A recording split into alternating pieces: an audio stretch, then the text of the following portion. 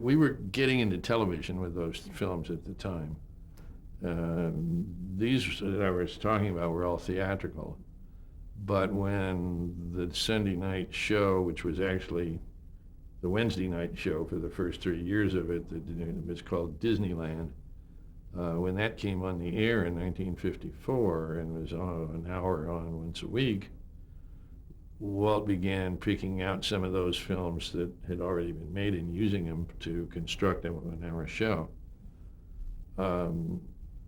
So we also began looking for shows that we could make specifically for the Disneyland TV show, which later became The Wonderful World of Color and The Wonderful World of Disney, and on and on. It was always the same show, it just went by a lot of different names. And so there was a kind of a transference that happened over a period of years with the True Lives, that they became written and more specifically designed to be 1 hour shows.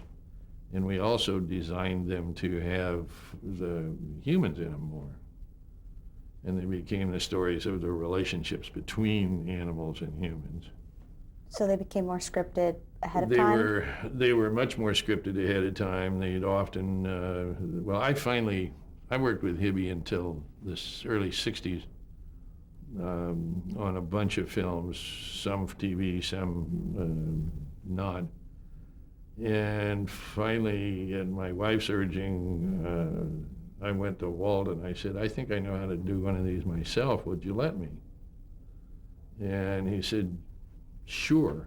And then I expected, to be in there an hour and fighting for myself, and instead he just went, sure, give it a try, which was very generous of him. And so I was then faced with the problem, I didn't have a script, I didn't have an idea, and I had to go back and think of something to write and a story to tell.